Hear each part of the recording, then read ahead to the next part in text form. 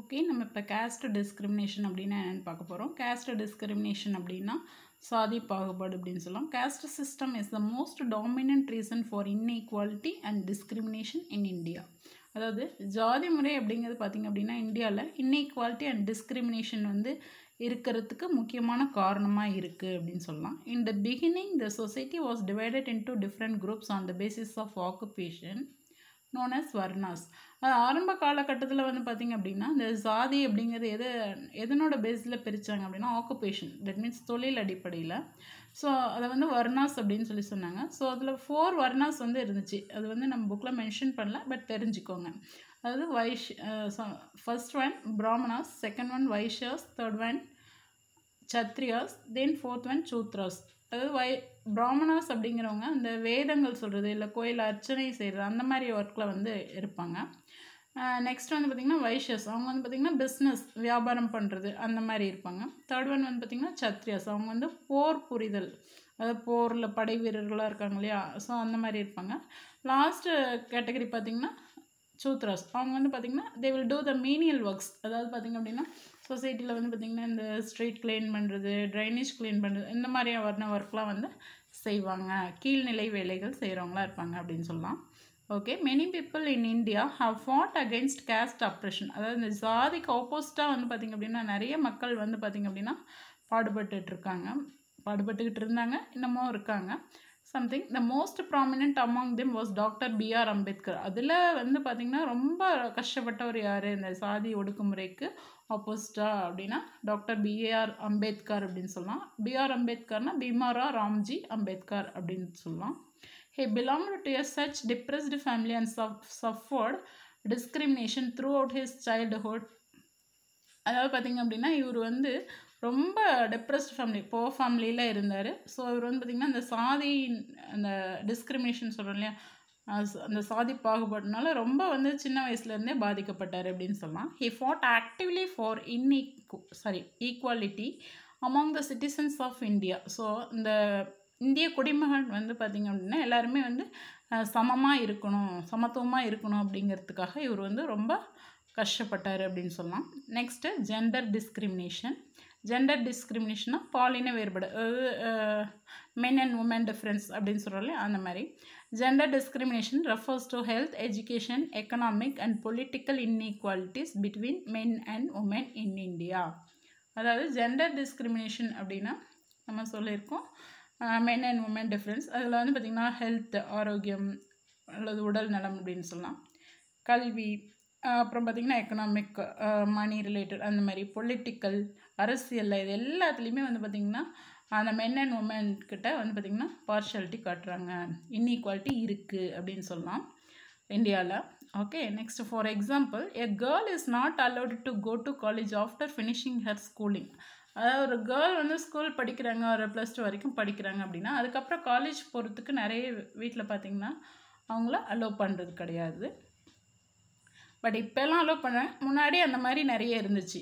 Similarly most of the girls are not allowed to select a career of their choice, rather they are forced into marriage. அதாவது அதே மாதிரி பார்த்திங்க அப்படின்னா நிறைய girls வந்து பார்த்திங்க அப்படின்னா அவங்களோட லைஃப்பை அவங்க சூஸ் பண்ணுறதுக்கு அலோவ் பண்ணுறது கிடையாது. Okay, in some families girls are not allowed to wear modern dresses while boys in such families often wear modern dresses. அதே மாதிரி பார்த்திங்க அப்படின்னா சில வீட்டிலலாம் கேர்ள்ஸ்னால் மாடர்ன் ட்ரெஸ் போடக்கூடாது, பாய்ஸ் வந்து போட்டுக்கலாம், அந்த மாதிரியான பார்ஷியாலிட்டிஸும் இருக்குது. நெக்ஸ்ட்டு ரிலீஜியஸ் டிஸ்கிரிமினேஷன், அதாவது மதத்தில் பாகுபாடு. அது என்ன மதத்தில் பாகுபாடு? Religious discrimination is unequal treatment of an individual or group based on their beliefs. அதாவது ஒரு நம்பிக்கையினோட அடிப்படையில் ஒரு இண்டிவிஜுவல் பர்சன், அதாவது ஒரு செப்பரேட் என்ன சொல்கிறது தனிப்பட்ட ஒரு ஆள்கிட்டையோ அல்லது குரூப்பாக இருக்கவங்ககிட்டையோ வந்து பார்த்திங்கன்னா அன்ஈக்குவல் ட்ரீட்மெண்ட்னால் வித்தியாசமாக நடந்துக்கிறது, எல்லாத்தையும் ஒரே மாதிரி ட்ரீட் பண்ணது, அந்த மாதிரி இருக்கிறது தான் ரிலீஜியஸ் டிஸ்கிரிமினேஷன் அப்படின்னு சொல்லுவோம். Religious discrimination has been around for a long time. இந்த ரிலீஜியஸ் டிஸ்கிரிமினேஷன் அப்படிங்கிறது ரொம்ப காலமாக இருந்துட்டு தான் இருக்குது. There have been problems between people of different religions for thousands of years. So 1000 வருஷமாக வந்து பார்த்திங்க, ஆயிரக்கணக்கான வருஷமாக இந்த ரிலீஜியஸ் டிஸ்கிரிமினேஷன் அப்படிங்கிற ப்ராப்ளம் வந்து மக்கள்கிட்ட இருந்துட்டு தான் இருக்குது. Some people are not allowed to enter in public places. சில மக்கள்லாம் வந்து பார்த்திங்க அப்படின்னா என்ன பண்ணுவாங்கன்னா, கோயில் அதாவது பப்ளிக் பிளேஸ்னால் பொது இடங்களுக்கு வரக்கூடாது அப்படின்னு சொல்லலாம். Especially the place of worship because they belong to another religion. ஏன் அப்படின்னா அவங்க வந்து வேறு ரிலீஜியன்ஸ் பீப்புள். ஸோ அவங்க வந்து எங்களோட கோயிலுக்கு வரக்கூடாது. அந்த மாதிரியான ஒரு பார்ஷியாலிட்டி வந்து இருக்குது. Some religious people often end up in conflict with each other because of their rituals and way of life. So சில ரிலீஜியஸ் பீப்புள் வந்து பார்த்திங்க அப்படின்னா அவங்கக்கிட்ட வந்து பார்த்திங்கன்னா சில கான்ஃப்ளிக்ட்னால் முரண்பாடுகள் அப்படின்னு சொல்லலாம். அவங்கக்கிட்ட சில முரண்பாடுகள் வந்து இருக்கும். எதில் அப்படின்னா அந்த ரிச்சுவல்ஸ், அந்த வழிபாடுகள், வே ஆஃப் லைஃப், இந்த லைஃப் ஸ்டைலில் அந்த மாதிரி வந்து பார்த்திங்க அப்படின்னா அவங்கக்கிட்ட சில டிஃப்ரென்சஸ் வந்து இல்லை டிஸ்கிரிமினேஷன்ஸ் வந்து இருக்கும். ஓகே, ஸோ இது வந்து ரிலீஜியஸ் டிஸ்கிரிமினேஷன் அப்படின்னு சொல்லலாம். ஓகே, நெக்ஸ்ட் பார்த்திங்கன்னா சோசியோ எக்கனாமிக் இன்இக்வாலிட்டி, அதாவது சமூக பொருளாதார இன்இக்வாலிட்டி, சமத்துவமின்மை அப்படின்னு சொல்லலாம். இந்த socio economic field the benefits of growth have not been spread evenly. அதாவது இந்த சமூக பொருளாதார இந்த ஃபீல்டுலேயும் பார்த்தீங்க அப்படின்னா அந்த என்ன சொல்கிறது, அந்த வளர்ச்சி அப்படிங்கிறது பார்த்திங்க அப்படின்னா ஒரே மாதிரியே இல்லை, ஈவனாக இல்லை, இட் இஸ் நாட் சேம் அப்படின்னு சொல்லலாம். However, the income inequality is much higher than the inequality in human development. Income inequality அப்படின்னா வருமானத்தில் வந்து பார்த்திங்க அப்படின்னா ஈக்குவாலிட்டி இல்லை அப்படின்னு சொல்கிறாங்க. இதை விட வந்து பார்த்திங்கன்னா அதிகமாக இருக்குது அப்படின்னா அந்த இன்இக்வாலிட்டி இன் ஹியூமன் டெவலப்மெண்ட், அதாவது மனித வளர்ச்சியில் சமத்துவமின்மை இருக்குது. அதை விட வந்து பார்த்திங்கன்னா இன்கம் இன்இக்வாலிட்டி அதிகமாக இருக்குது அப்படின்னு சொல்லலாம். The low income districts are associated with the low industrial development, low agricultural productivity and low human development. Similarly, the districts with the literacy rate are found to be with the lower sex ratio அப்படின்னு சொல்கிறாங்க. அதாவது என்ன அப்படின்னு சொன்னிங்கன்னா இந்த low income districts, அதாவது குறைந்த வருமானம் வரக்கூடிய மாவட்டங்கள் வந்து பார்த்திங்க அப்படின்னா எந்த மாவட்டத்தில் குறைந்த வருமானம் வருது அப்படின்னா லோ இண்டஸ்ட்ரியல் டெவலப்மெண்ட்டு, அதாவது குறைந்த தொழிற்சாலைகள் இருக்கக்கூடிய அந்த பகுதிகள். லோ அக்ரிகல்ச்சுரல் ப்ரொடக்டிவிட்டி, அதாவது என்ன சொல்கிறது, விவசாய உற்பத்தி வந்து கம்மியாக இருக்கக்கூடிய பகுதிகள். நெக்ஸ்ட் வந்து பார்த்திங்கன்னா லோ ஹியூமன் டெவலப்மெண்ட், மனித வளர்ச்சி கம்மியாக இருக்கக்கூடிய பகுதிகள். இதுதான் வந்து பார்த்திங்க அப்படின்னா லோ இன்கம் டிஸ்ட்ரிக்ஸாக இருக்குது. லோ இன்கம் டிஸ்ட்ரிக்ஸ்னால் குறைந்த வருமானம் பெறக்கூடிய மாவட்டங்கள் அல்லது பகுதிகளாக இருக்குது அப்படிங்கலாம். சிமிலர்லி அதே மாதிரி பார்த்திங்கன்னா த districts with literacy rate are found to be with lower sex ratio, அதாவது எந்த மாவட்டத்தில் வந்து பார்த்திங்கன்னா கல்வி அறிவு பெற்றவங்க ரொம்ப கம்மியாக இருக்காங்க அப்படின்னா அந்த லோயர் செக்ஸ் ரேஷியோ அப்படின்னா பார்த்திங்கன்னா ஒரு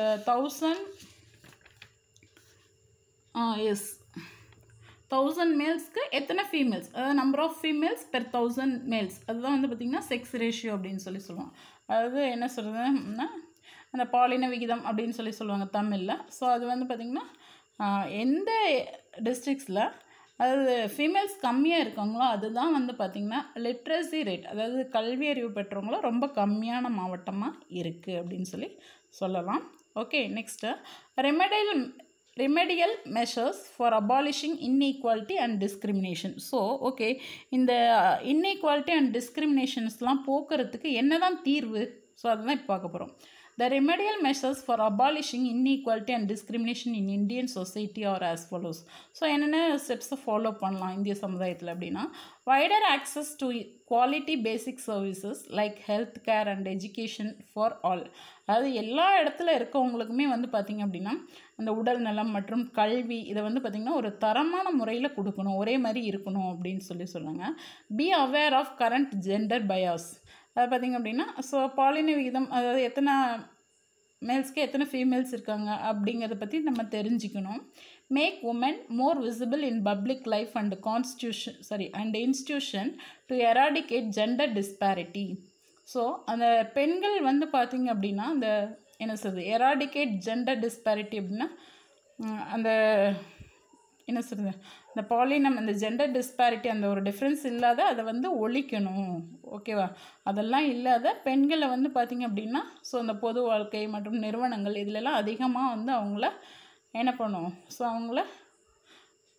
அவங்கள ஆட் பண்ணணும் அப்படின்னு அர்த்தம். Okay, be open to learning about other religions. So மற்ற ஒரு மதங்களை பற்றி வந்து பார்த்திங்க அப்படின்னா நல்லா தெரிஞ்சிருக்கணும் அப்படின்னு சொல்கிறாங்க. Promoting community dining in the classroom may help the students to sit together without any bias of caste religion or gender. இப்போ ஸ்கூலில் எடுத்துக்கிட்டோம் அப்படின்னா எல்லா ஸ்டூடெண்ட்ஸையும் பார்த்திங்கன்னா ஒரே டைனிங்னு சாப்பிட்றப்ப எல்லாத்தையும் ஒன்றா உட்கார வச்சு எந்த ஒரு காஸ்ட் ரிலீஜியன் ஜெண்டர் அது மென் அண்ட் உமன் டிஃப்ரென்ஸ் இல்லாத ஜாதி அண்ட் தென் ரிலீஜன் இவங்க இந்த மதம் அந்த மதம் அந்த மாதிரிலாம் பார்க்காத எல்லாத்தையும் வந்து ஒரே டைனிங் ஹாலில் உட்கார வச்சு சாப்பிட வைக்கணும் மிங்கிள்டா. ஸோ அதுலேயும் வந்து பார்த்திங்க அப்படின்னா ஸோ இந்த டிஸ்கிரிமினேஷன்ஸை ஒழிக்கலாம் அப்படின்னு சொல்கிறாங்க. Socialise with people of all types outside home. So வீட்டை தவிர எல்லா இடத்துலையுமே வந்து பார்த்திங்க அப்படின்னா நம்ம எப்படி இருக்கணும் அப்படின்னா அதாவது என்ன சொல்கிறது ஃப்ராங்காக இருக்கணும் அப்படின்னு சொல்லலாம். சோசியலைஸ்னால் எல்லோரும் ஒரே மாதிரி அப்படிங்கிற மாதிரி திங்க் பண்ணணும் அப்படிங்கிறாங்க. Effective implementation of laws. அதாவது எஃபெக்டிவ் இம்ப்ளிமெண்டேஷன் ஆஃப் லாஸ்னால் அதாவது முறையாக நடைமுறைப்படுத்தணும் எது அப்படின்னா சட்டங்களை. ஸோ இது அதாவது இந்த மதம் அந்த மதம் அப்படின்லாம் எந்த ஒரு டிஸ்கிரிமினேஷன்ஸ் எந்த ஒரு பாகுபாடும் இல்லாத அந்த சட்ட திட்டங்கள் வந்து எல்லாத்துக்கும் பொதுவாக இருக்கணும் அப்படின்னு சொல்லலாம். ஓகே, இங்கே பாருங்கள் மேலே ஒரு டேபிள் கொடுத்துருக்காங்க இல்லையா, அதில் பார்த்தீங்கன்னா லிட்ரஸி ரேட் 2011 சென்சஸ் அப்படின்னு கொடுத்துருக்காங்க. லிட்ரஸி ரேட்னால் இந்த கல்வி அறிவு பெற்றோர்களினுடைய அந்த விகிதாச்சாரம் அப்படின்னு சொல்லலாம். ஓகே, ரேஷியோ அப்படின்னும் சொல்லலாம்.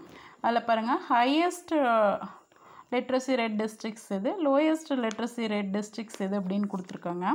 பாருங்கள் கன்னியாகுமரி ஃபர்ஸ்ட் பிளேஸில் இருக்குது, அதனோட பர்சன்டேஜ் கொடுத்துருக்காங்க. ஸோ நம்ம புக்கில் கொடுத்துருக்கிறதுக்கும் நீங்கள் வீடியோ பார்த்துட்ருக்கீங்களா இதுலேயும் சம் டிஃப்ரென்சஸ் இருக்கலாம், அதை அப்படியே பார்த்துக்கோங்க. ஓகேவா. நெக்ஸ்ட்டு வந்து பார்த்திங்கன்னா சென்னை, ஸோ அது 90.18%, தூத்துக்குடி 86.16%, நீலகிரிஸ் 85.20% கொடுத்துருக்காங்க. நெக்ஸ்ட்டு லோயஸ்ட் லிட்ரஸி ரேட் டிஸ்ட்ரிக்ஸில் பாருங்கள் ரொம்ப லோயஸ்ட்டாக இருக்கிறது தருமபுரி, அதில் வந்து பார்த்திங்கன்னா 68.54%, அரியலூரில் 71.34%, கிருஷ்ணகிரியில் 71.46%, விழுப்புரத்தில் 71.88% ஆஃப் பீப்புளும் அதாவது கல்வி அறிவு பெற்றிருக்காங்க. ரொம்ப லோயஸ்ட்டாக இருக்கிறது தருமபுரி. ஓகேவா. நெக்ஸ்ட்டு பாருங்கள் செக்ஸ் ரேஷியோ, அதுவும் பார்த்திங்கன்னா 2011 சென்சஸ். சென்சஸ்னால் கணக்கெடுப்பு அப்படின்னு சொல்லலாம்.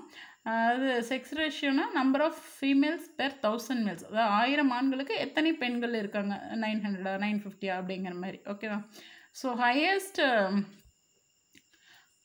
செக்ஸ் ரேஷியோ இருக்கிறது பார்த்திங்கன்னா நீலகிரிஸ், அதாவது அதிகமான பெண்கள் இருக்கிறது 1000 ஆண்களுக்கு 1041 பெண்கள் இருக்காங்களாம். தஞ்சாவூரில் 1031, நாகப்பட்டினத்தில் வந்து பார்த்திங்கன்னா 1025, தூத்துக்குடியில் 1024.